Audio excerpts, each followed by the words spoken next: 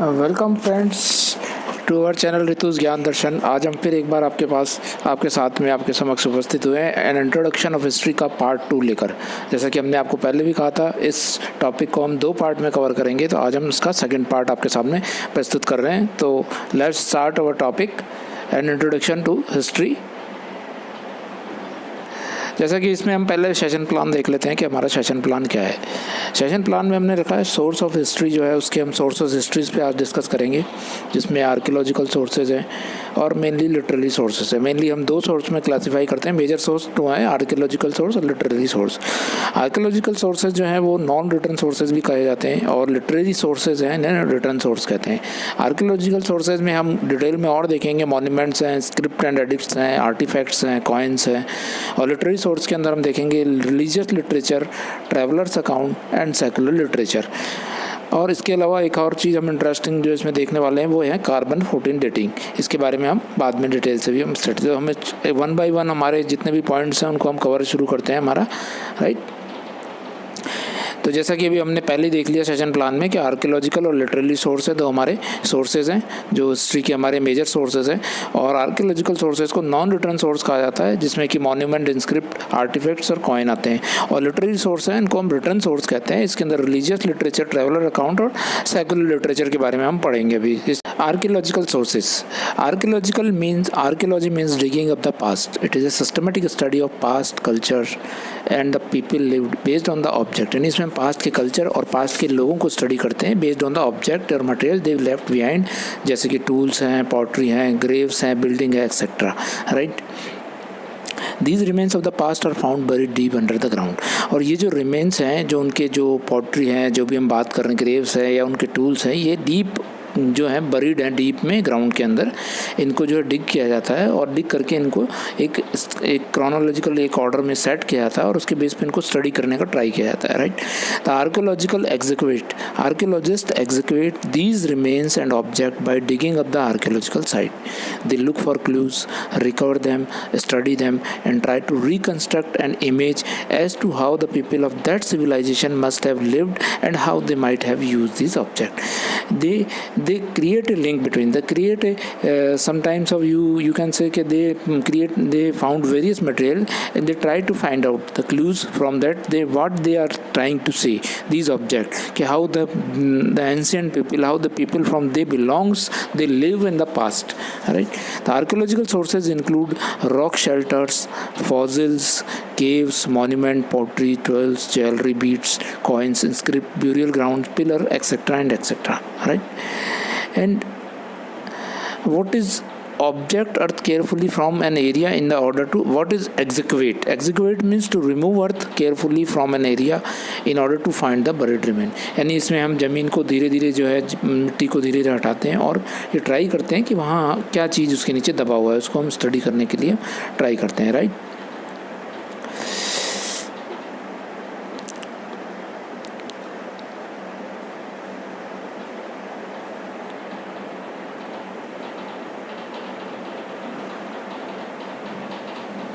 जैसे कि आपको आर्कियोलॉजिकल सोर्सेज में हमने दिखाया है, ज्वेलरी, बीड्स वगैरह आपके सामने आई है डायग्राम, राइट। ये आपके सामने ज्वेलरी, बीड्स वगैरह, ये these are the example of archaeological sources। Similar other sources like pottery, graves, building are also archaeological sources, right। Now we study about the fossils, right। Fossils, the remains or the impression of the prehistoric plants or animal embedded in rocks, preserved in petrified form। They are usually made of bones or skull and leave a permanent mark on the rock। Example fossils of dinosaur। जैसे कि आपने dinosaurs के fossil देखे होंगे जो कि ज़मीन के अंदर जो है पत्थरों के ऊपर वो जो है जब काफ़ी समय से वो नीचे दबने से उनके ऊपर लेयर्स आ गई और वो रॉक्स में इम्प्रेशन, क्योंकि काफ़ी उन पर जो है आगे काफ़ी वजन पड़ा, जो धीरे धीरे ऊपर जो उनके ऊपर मिट्टी की लेयर आती गई उससे, और वो दब के रॉक्स के रूप में कन्वर्ट हो गए और उन्होंने जो है रॉक्स के अंदर भी इम्प्रेशन, अपना एक परमानेंट मार्क उन्होंने छोड़ दिया। तो these are fossils. These are, जैसे कि आपको इमेज में हमने दिखाने का प्रयास किया है, we have tried to show you this image कि how these are, you can see over there, right.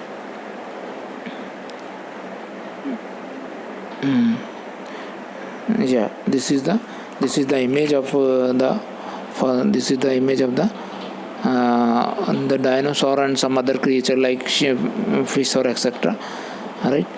The archaeological now other sources we discuss it, as we have already discussed on our session plan, that we will discuss one by one the various sources. And this is the source monument we are discussing right now. Monument are what are monument? Monument are old buildings and other old structures which are important for their historical connection or legacy, as they throw light on the art and the architecture of the past heritage, which include and what includes in the monument include like fort, palaces, temple, buildings built by the ruler in the past. The monument are old buildings, and it is important because they throw the light on the historic connection and legacy, and also the art and the culture, architecture of that period, right? They are useful source of information about life and culture of the people who built them, because it gives us the lifestyle of that period, how they built they built the buildings, what the style of the building are prevalent at that time. Example: Taj Mahal in Agra, Red Fort in Delhi, near Ajanta caves near Aurangabad, Qutub Minar, Delhi, Brideshwar Temple, Tanjavur, and Sanchi Stupa. Then we will you can see the images of these there, like this is Taj Mahal, and we have shown the picture of the Red Fort and the Sanchi Stupa in MP. Now later on, what is excavation? Excavation means is simply the controlled exploration, or this is is simply dug some piece of land and in a controlled manner is known as excavation of what lies below the surface, usually carried out systematically in gridded trenches. It is done in gridded trenches. This is important one, that to explore the particular site, the archaeologist done the excavation in the gridded trenches with the shovel and trowel. It is often slow and tedious work, and which involve digging down a centimeter at a time, but can also be back-breaking, difficult toil shoveling through the meters of density packed soil. But the purpose is the same either case, to reveal the type of the human activity that took place at the site over time. Through the process excavation, archaeologists look backward into the time. So the main object to excavate or to remove the buried soil is to know what is lying behind in that particular site, and it tells about our past, and it gives a connection what the earlier period lives and what their lifestyle was there. So the archaeologists look backward into the time, examining an area at the discrete examine an area at the discrete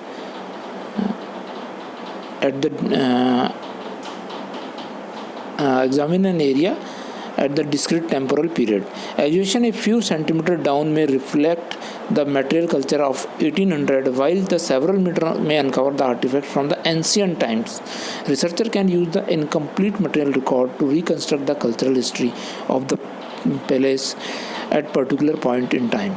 The excavation at various sites of Harappan civilization gives us various information about the 5,000-year-old Indus Valley civilization. Some of the important sites where archaeologists have excavated to find out the past are Nalanda, Taxila, etc. The ruins of the Nalanda speaks about a lot about high level of education in India during the time. Taxila was considered as among the earliest university in the world in 1680. Taxila was also declared the UNESCO heritage. So we come to know about the Taxila and other sites like Nalanda due to this excavation process. And thus archaeologists done this in a very controlled manner. They do the excavation in a very systematic manner to understand what is lies under the earth, right? Then we go to the next slide, friends. Just a minute, I take the brush. Yeah.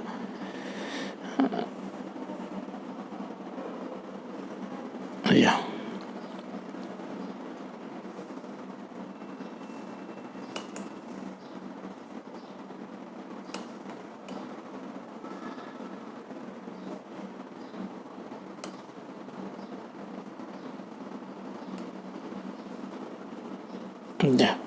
Now next source, our archaeological sources. We can see that is, yeah, monument. We have already studied about the monument. Then no, we go to the other source, that is execution is completed. Now we go to the other side.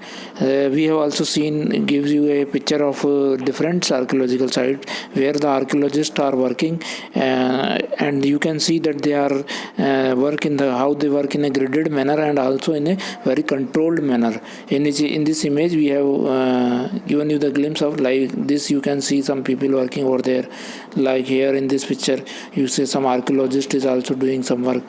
Here a lady archaeologist is also doing, she is also wearing some gloves, you can see. So say the work of execution is a really very hard process, and it requires lot of patience, right, to complete this task. Now artifacts. What is artifacts? Another source of our archaeological source is artifacts. While digging at the execution site, the archaeologists sometimes find pottery, vessels, stone, jewelry, coin, sculpture, right, paintings made and used by the people in the ancient. These objects are called artifacts. Everything what the ancient people made and which has been found by the archaeologist are known as artifacts. Artifacts are man-made objects buried under the ground, right? Artifacts help the archaeologists to create a picture of a type of life people lived, their religion, their customs, major craft occupation, type of the society they had. Thus the only way to learn about their life is by the artifact they left behind. So the artifact gives us the very important knowledge about the people they lived, right?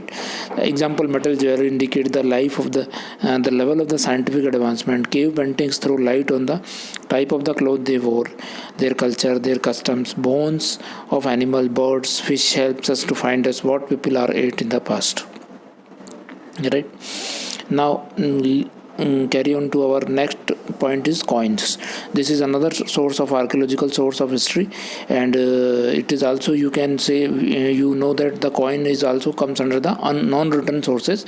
And during the execution various sites archaeologists come across to many various types of coin made of different metal like gold, silver, copper, and other metal.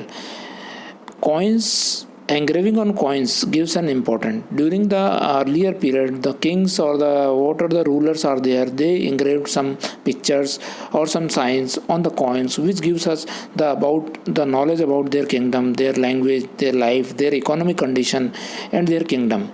The engraving on coin gives us an important information about the king, the name, the dates, and the dynasty they have ruled, the area they have, the extent their kingdom, their languages, their life, and the economic condition of the kingdom. Right? The information drawn from the coin of the Gupta and the Kushan ruler are the main source on which the history of that period based. So we can say that's the coin also plays important role.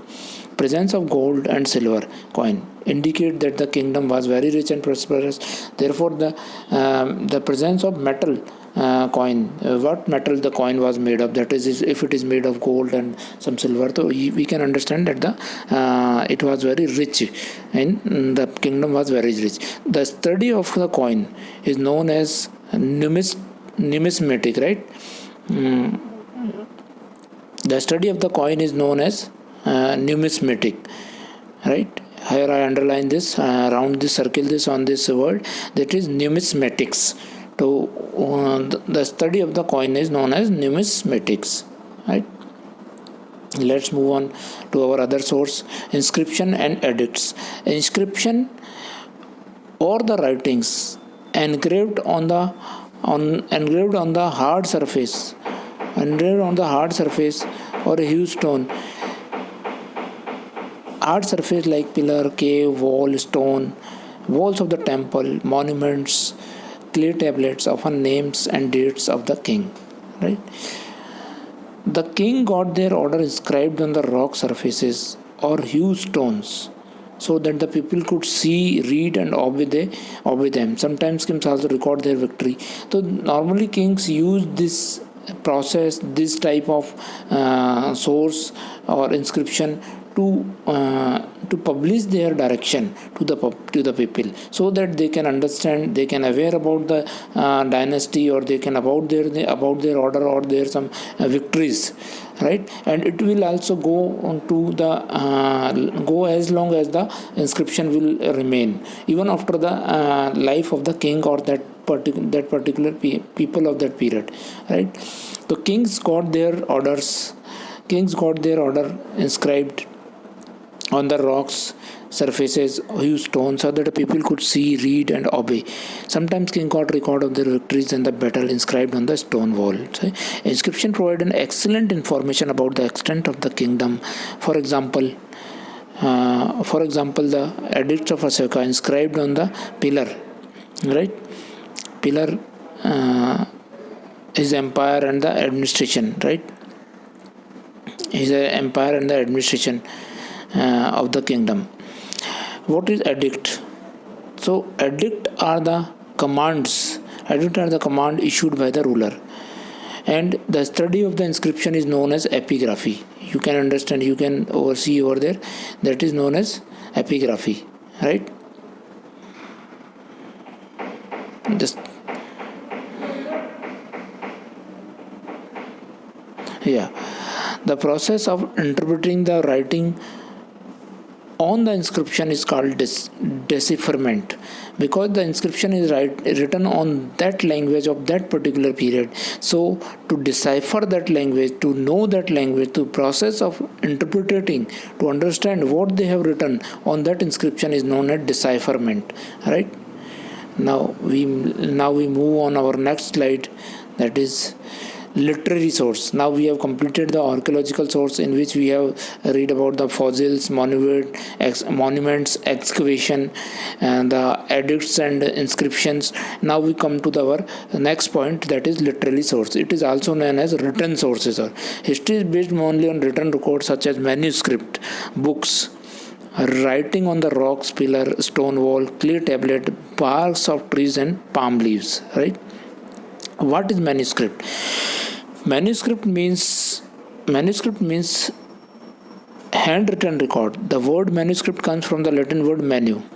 Manu means hand. Therefore, as they are written by the hand, therefore they are called manuscripts. People in the ancient times used to write on the surface like bark, tree. People know as bhojpatra, palm leaves, scrolls, and litter on the paper.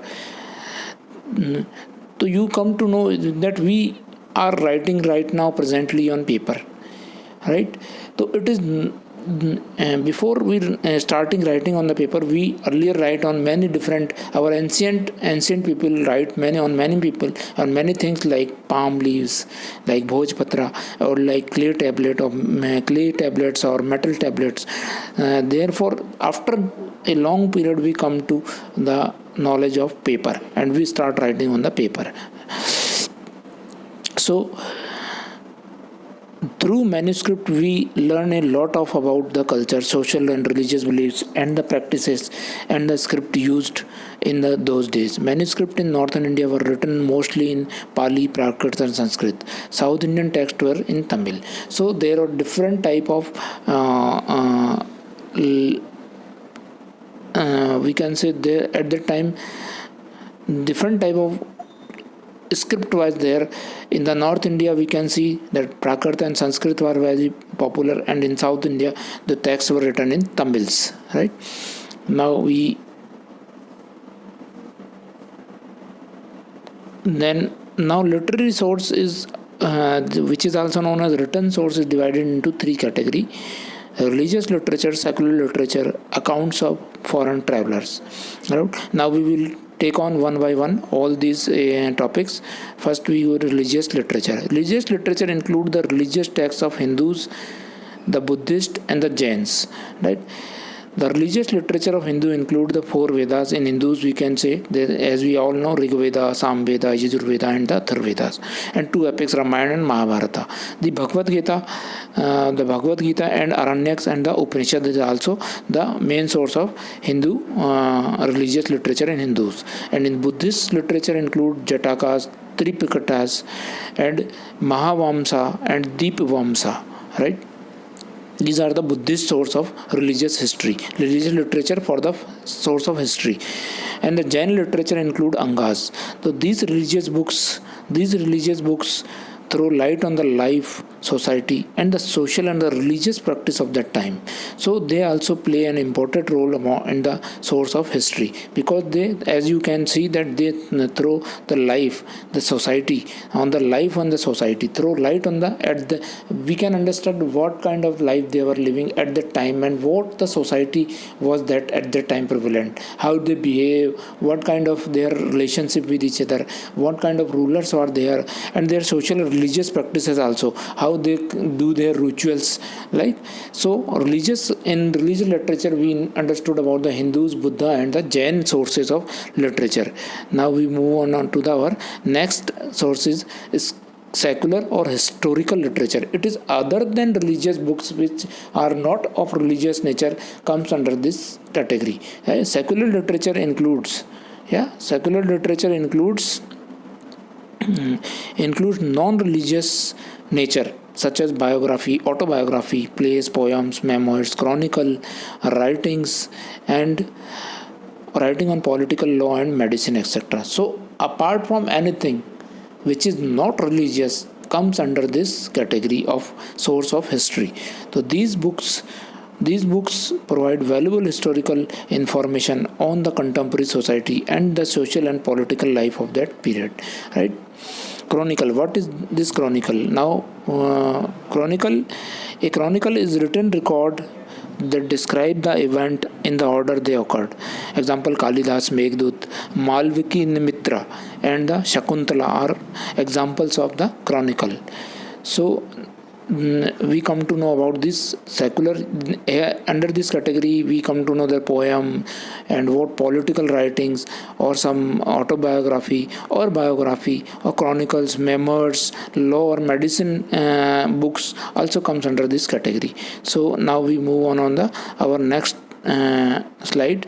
Some famous books on the secular literature. We have given this information for you, like Manusmriti is author written by the Manu, and it is book on a law, and Panchatantra, and it is a collection of folk tales. Ashtadhyay, it is written by the Panini, and Aine Akbari and Akbarnama is written by the author Abul Fazl, and it is record of the rule Akbar. Alright. Some more other famous books or literature is Harshcharita, which is written by the Banabhatta, and the biography of the King Harshvardhan. It describes the biography of King Harshvardhan. Mudra Rakshasa, similarly Vishakadatta, a famous play. Abhigyan Sakuntalam, Kalidas, it is written by the Kalidas and is a famous drama. Arthashastra, it is written by the Kautilya, and it is a book on politics. So we can see here that apart from the religious books, religious literature, everything comes under this category of secular literature or historical literature. Now we move on. Our last category of this topic is history, source of history as a foreign traveler's account, right? Foreign traveler's account. Traveler account their journey and the land they visited are an important source of understanding of our past. Like Megasthenes, a Greek ambassador, in his book Indica, has given a vivid description of India and its people and the society under the Mauryan Empire. So Megasthenes come to India under the Mauryan Empire, right? And he was a Greek ambassador. Right? And he come in India under the Mauryan Empire.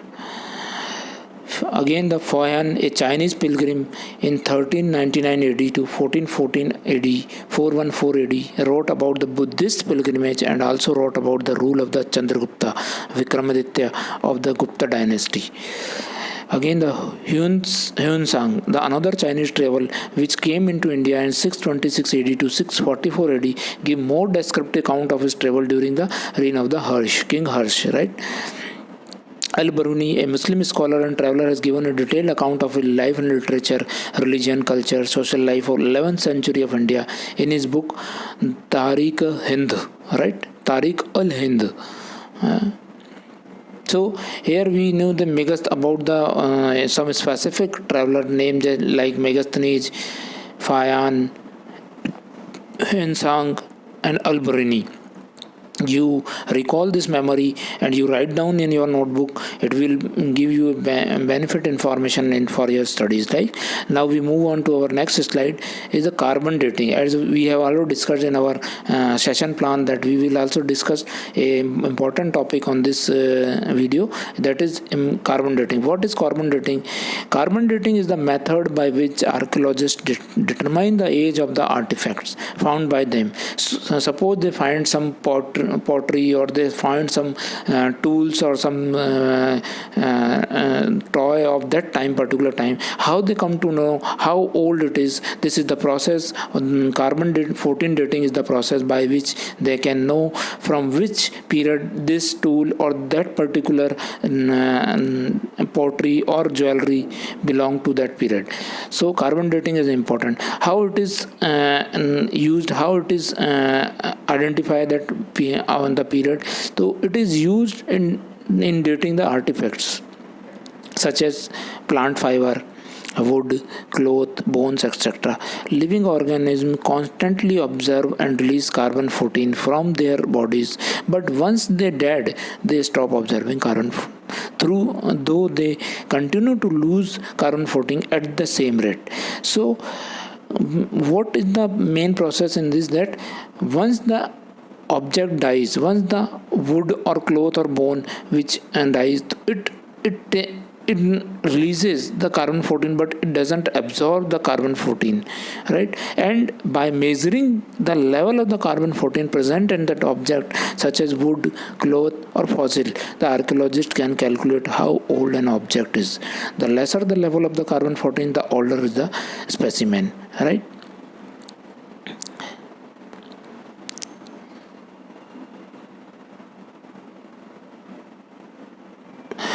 Thanks friends.